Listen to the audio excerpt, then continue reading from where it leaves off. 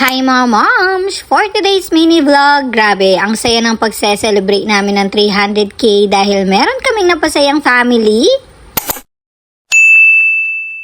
Bago umalis, naglagay muna ako nitong Growniela Scented Hairspray para mabango yung hair ko. Pagkatapos, suot ko itong aking bagong jewelry from Curated by CC. Ang ganda na itong earrings ko na bagay sa aking OOTD. Pagkatapos, sinuot ko itong magandang bracelet na gawa nila. Heto namang cute na sandals ko. These are from Sofa. Paalis na nga kami today at papunta kami ng mall. Ngayong araw kasi, nagse-celebrate na kami ng 300k. Grabe, sobrang saya ko dahil umabot na tayo ng 300k mga ma. No, feel na po morning mag-drive. Dati talaga, pangarap ko lang umabot ng 100k pero ngayon nasa 300k na tayo. Maraming salamat sa inyo mga ma. Hindi lang kami magse-celebrate ngayon dito sa mall. Kikitain din namin yung family na nanalo ng free staycation. Mamimit namin today yung nanalo ng free staycation sa Frailas Azur North. Pero bago yon, habang hinihintay namin sila, pumunta muna kami ni Milan dito sa May Ambika. Naglaro-laro muna siya dito. Syempre kasama ako. Nag-enjoy din ng ma.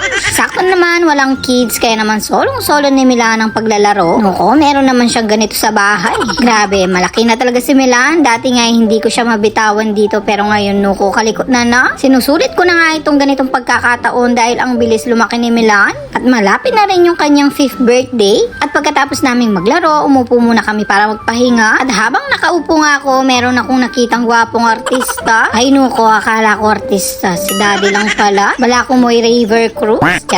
Naglibot-libot muna kami dito sa may mall. Buti na lang, dala namin itong bagong stroller ni Milan. Minsan kasi talaga kapag nagmumall kami, inaantok itong batang to. Nasira na kasi yung dati niya, kaya naman binilhan na namin ng bago. At dahil nga sa pagkahilig ng kuromi ng batang ito, meron na naman siyang nakitang kuromi. At dahil very good naman siya, ayan, sa Elinanay na naman tata, no? At dito naman sa may Max's Restaurant kami kumain for lunch. At dahil nga nagse-celebrate kami ng 300k, kakain kami ng pansit. Siyempre, para kano dumami pa yung followers natin, sabi ni Daddy. Sobrang thankful ko nga dahil napaka-supportive sa akin ni Sir Principal sa aking pagva-vlog. Kaya nga love kay Sir Principal eh.